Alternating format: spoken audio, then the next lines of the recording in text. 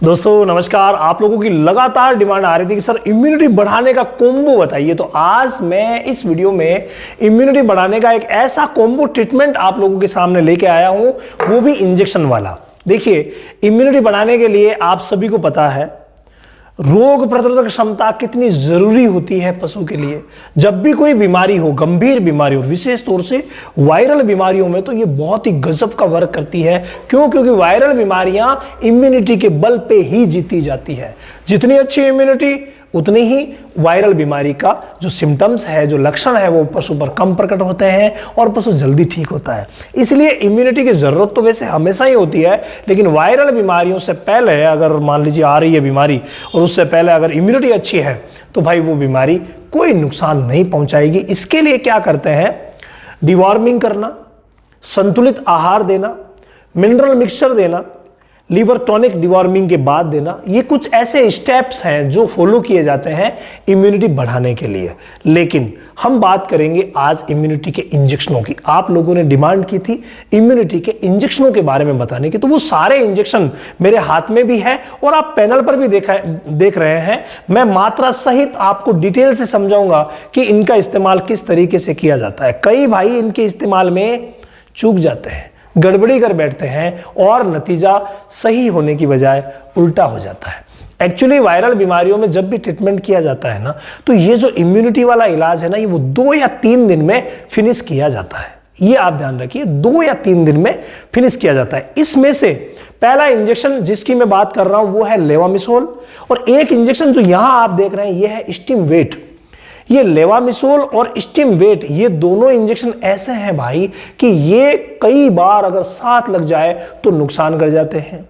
तो कई बार ये अगर मान लीजिए कि V5 जो अगला इंजेक्शन है V5, इसके साथ लग जाए तो नुकसान कर जाते हैं।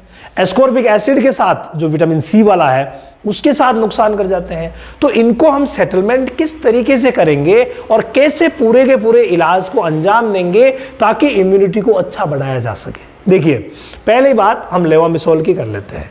लेवामिसोल जो इंजेक्शन है वो नॉर्मली बड़ी गायों की ही हम बात करते हैं, बड़ी भैंसों की ही हम बात करते हैं।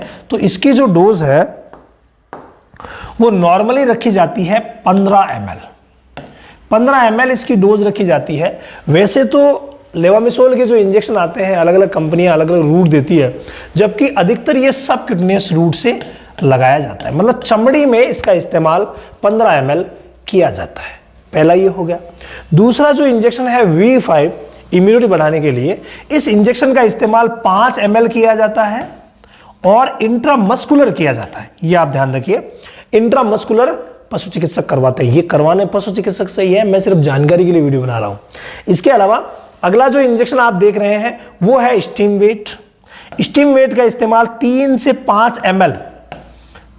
5 ml किया जाता है। ये मस्कुलर भी लगा सकते हैं और सबक्यूटेनियस भी लगा सकते हैं, दोनों रूट से लगता है, लेकिन सबक्यूटेनियस इसका रिजल्ट अच्छा पाया गया है। इसकी टॉक्सिसिटी भी सबक्यूटेनियस में कम पाई गई है। अगला जो इंजेक्शन आप देख पा रहे हैं वो एस्कॉर्बिक एसिड है। इसकी डोज भी 15 ml पशुओं में लगाई जाती है, 15 ml।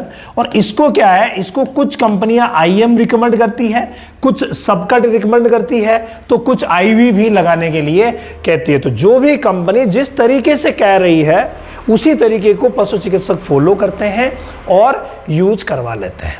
अब देखिए, विशेष बात वो ये है कि अगर कहीं पर भी इम्यूनिटी का ट्रीटमेंट करना हो तो ये चारों बहुत ही महत्वपूर्ण इंजेक्शन है, लेकिन इनके इस्तेमाल में सावधानी रखनी है कि प्रथम जो इंजेक्शन यूज किया जाता है वो हमेशा ही विटामिन सी वाला यूज किया जाता है। ठीक है, तो विटामिन सी वाला इंजेक्शन जिस दिन यूज किया जाता है उसी दिन अधिकतर पशु चिकित्सक V5 को इसके साथ ही यूज कर लेते हैं। मतलब पहले ट्रीटमेंट में विटामिन सी और V5 को साथ में एक तरफ ये लगा करके और इस्तेमाल कर लिया जाता है, यानी ये दोनों एक ही दिन में हो जाते हैं। उसके बाद नेक्स्ट जो बचता है ये 1 दिन लग जाता है और ये 1 दिन लग जाता है, यानी टोटली 3 दिन में पूरा इम्यूनिटी का ट्रीटमेंट होता है। ये विशेष बात ध्यान रखने की है।